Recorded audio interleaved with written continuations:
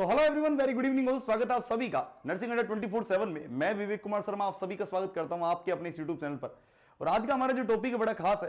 जैसा कि आप लोगों को पता होगा, लगातार मैं आरआरबी नर्सिंग सुपरिटेंडेंट पर आप लोगों को लगातार हर चीज की खबर दे रहा हूं। चाहे आपके फॉर्म स्टेटस की वीडियो हो, चाहे आपका आधार अपडेट की वीडियो हो, चाहे आपको अदर कोई वीडियो हो कि एग्जाम कब होगा, एग्जाम का नोटिफिकेशन की वीडियो हो, जो भी सारी वीडियोज आप लोगों को दे रहा हूं। लेकिन आज का टॉपिक जो है बड़ा खास है और इसको आप लास्ट तक जरूर देखिएगा।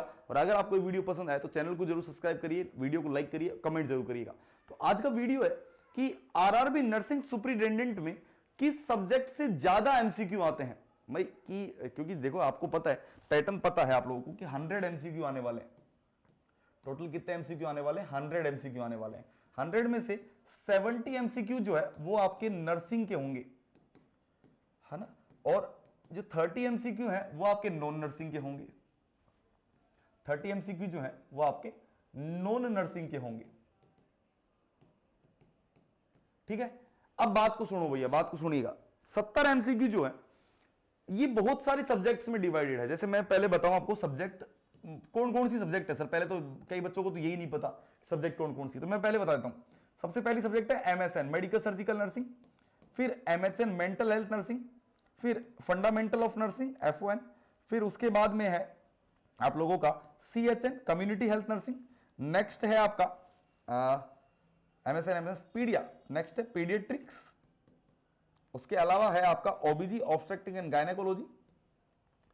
उसके अलावा नेक्स्ट सब्जेक्ट है आपका माइक्रोबायोलॉजी। उसके बाद है आपका न्यूट्रिशन। उसके अलावा आप लोगों का नर्सिंग मैनेजमेंट। और नेक्स्ट है आपका रिसर्च। मतलब ये आपके सब्जेक्ट है। कितने सब्जेक्ट हो गए? 3 और 3 6 और 4 10। मतलब टोटल जो पेपर है वो इन सब्जेक्ट से आने वाला है। मतलब 70 क्वेश्चन आपको इन सब्जेक्ट से मिलने वाले हैं। नॉन नर्सिंग में आपका क्या क्या हो गया? नॉन नर्सिंग में आपका हो गया GK, math, reasoning, current affair, उसके अलावा जनरल एप्टीट्यूड। ये सारे के सारे टॉपिक जो है वो रीजनिंग में होने वाले हैं। अब अगर बात करूं, देखो जीके में नॉर्मल क्वेश्चन आते हैं जो आप लोगों को पता होते हैं। मैथ सबका वैसा ही, जैसा मेरा है वैसा ही आप लोगों का है। मैथ में हम लोग बहुत ज्यादा स्ट्रॉन्ग नहीं है, जैसे कि आप सभी को पता है। तो मैथ के 2-3 सवाल आएंगे, 2 सवाल आते हैं, 3 सवाल आते हैं, वो तो भैया हम लोग उनको हाथ ही जोड़ते हैं। रीजनिंग आपकी सबकी अच्छी होती है, हमारी भी, जैसे आप सबको पता है रीजनिंग में आप इजीली कर लोगे। करंट अफेयर जो कि अभी करंट में चल रहा है वो आप लोग करेंगे। और जनरल एप्टीट्यूड, जैसे कि आपका बहुत सारे चीजें जो आपको पता है वो जनरल एप्टीट्यूड में आ जाएंगी।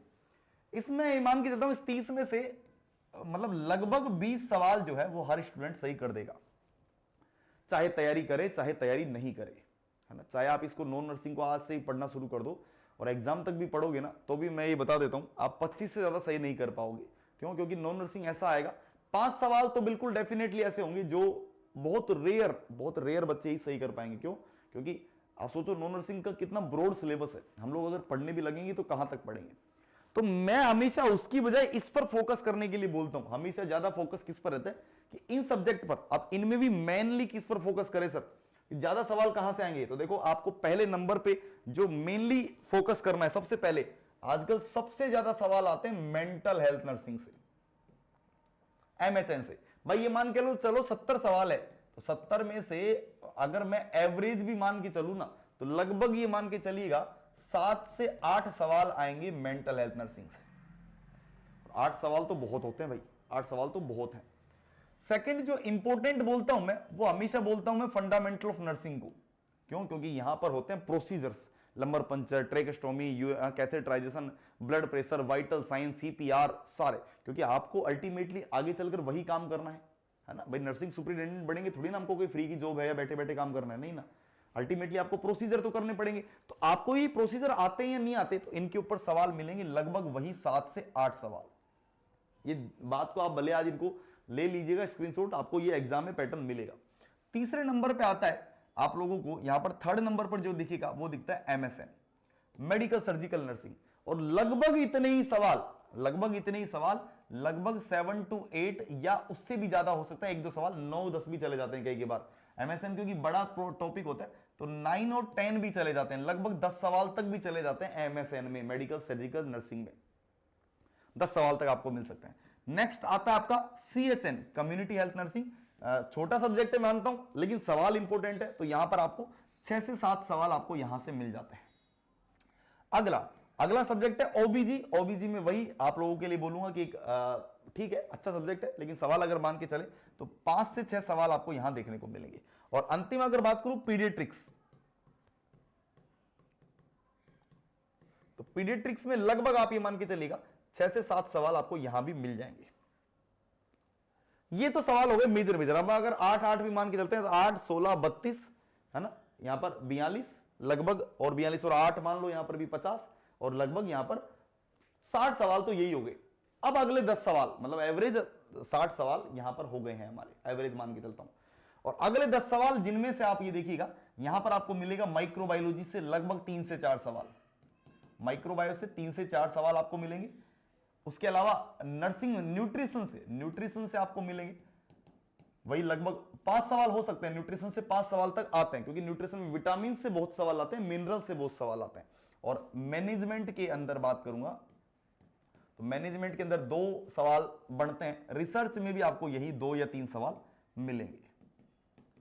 तो अब आप ये समझ गए होंगे कि आपको किस सब्जेक्ट को ज्यादा फोकस करना है। मैं आपको फिर मतलब ये बता रहा हूं, MHN, फंडामेंटल, MSN, इन तीनों पर एकदम अपनी कमांड रखिए, तो आप पेपर का एक बड़ा हिस्सा जो है बड़े आसानी से कर देंगे। फिर उसके बाद आप सेकंड प्रायोरिटी इन तीनों को रखिए, आप पेपर का सेकंड पार्ट जो है बड़ा अच्छा कर देंगे। और फिर थर्ड नंबर पर आप इस पार्ट को स्ट्रॉन्ग रखेंगे, तो आपके अदर जो 15 से 20 सवाल या मैं बोलूं 10 से 15 सवाल है, वो आप इनको बेहतरीन कर पाएंगे। तो ये टोटल 70 MCQ का मैंने हिसाब बताया, आप इस तरीके से करेंगे तो आपका सिलेबस भी जल्दी कंप्लीट होगा और आपका सिलेक्शन भी जो है वो श्योर होगा। तो आज इस वीडियो, अगर आपको वीडियो पसंद आया तो इसको लाइक जरूर करिएगा, इसको शेयर जरूर करिए, और इस पैटर्न से चलिए, सिलेक्शन बड़ा श्योर होगा। तो थैंक यू सो मच, आप सभी का बहुत बहुत धन्यवाद। हम आपसे मिलेंगे फिर नई वीडियोज में। Till then thank you so much.